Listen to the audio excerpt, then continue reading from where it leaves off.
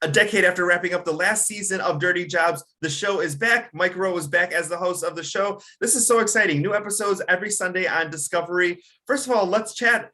How did the show come back? Was it you? Was it the network? Was it the fans asking for new episodes? Well, the network called and said, there's this guy named Rudy, and he really wants to see it. What do you think? And I said, well, if Rudy wants it, let's do it. Well, thank you so much. I'm so glad that they got my letters, and I'm so glad that you're coming back to do this show. It just premiered. We're seeing a new episode this upcoming week where we see two different families. Let's talk a little bit about what family business means, especially when it comes to Dirty Jobs and, working with your families in this. Well, it means everything, Rudy. So much of the history of Dirty Jobs has been a love letter to generational work, because so many of the jobs that we feature struggle to recruit more broadly. Farmers, for instance, it's almost impossible today to find a farmer who's not a second or a third or a fourth generation farmer. Same thing with fishermen. This week, we'll see the fishermen down in Darien, Georgia, who fish for jelly balls, these big, giant jellyfish that they pull out of the ocean, process, and send off to parts unknown. It's a very unique kind of fishery. But the Boone family's been doing it for 4 generations, and they're amazing. Then I go across the state to put on an epoxy floor in a wing stop, right? And this is it's a very, very different job, but it's the same thing. It's a family business. Most of the crew are in their 60s, because the guy that runs it, he can't find anybody in their 20s and 30s who wants to do that kind of work. So we're doing a lot of that this year, looking at jobs that are difficult to recruit for, but nevertheless essential to polite society. And, one of the other ones was the premiere episode with infrastructure. I think oftentimes when you're driving, to work or, on vacation, or just, to get from point A to point B, you say, oh, this road is closed, or they're doing construction on here and it's going to take a long period of time. And often you think of it from your own perspective of, I have to find a new route, or, what are these people doing? But when you actually get to see just how much work goes into it and the faces behind that, I think that takes it to a whole nother level. Well, it's a great truth, and not a particularly flattering thing to say about our species, but it's only a matter of time until we wind up resenting the things we rely upon the most.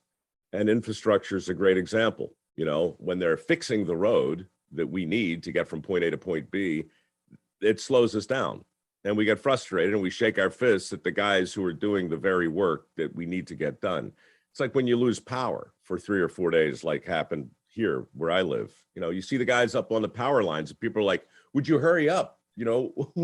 What's the problem? And well, we're trying to fix it for you, So yeah, so many jobs, when they're out of sight, they're out of mind. But other infrastructure jobs, you can see the men doing the work, and still the level of appreciation that we don't have for that labor, it's mind-boggling. And it is part of the reason, to answer your first question a bit more seriously, why I'm doing the show again. We stopped shooting 10 years ago, but the headlines today have really caught up to the themes of work. 4.5 million people just quit this month. They quit their jobs.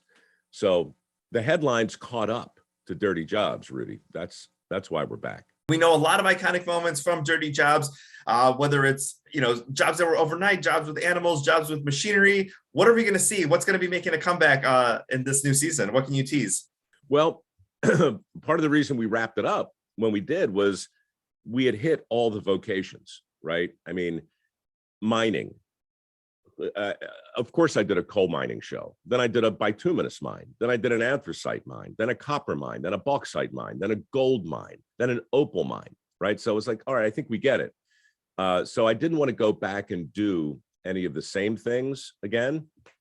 So what we're focusing on this year are new jobs, but mostly I'm looking for people who love what they do and can really make a persuasive case for their vocational choice.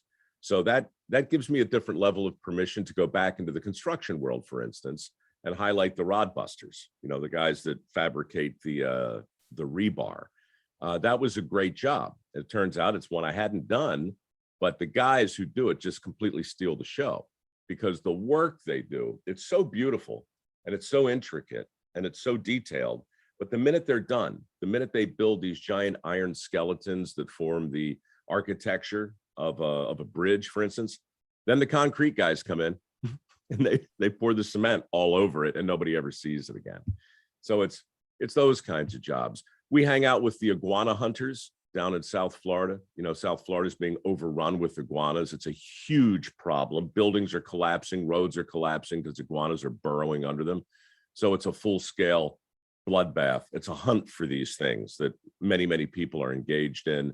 We go to, we profile the guys who create a thing called a cut suit, which is a very realistic, it's like a fat suit, but it's filled with very realistic replicants of human organs, as well as a circulatory system. And so people wear these things to help train combat medics on how to perform triage and surgery in the field. That's a crazy job, but a super important one. There's a bunch of good stuff coming. That's amazing. Hopefully we'll get you to Chicago to be able to do something dirty over here as well too in the near future. Well, you guys have no shortage. Chicago was very good to dirty jobs in the past. I hope they will be in the future. Dirty Jobs is back Sundays on Discovery. Thank you so much for your time today. Anytime. Take care.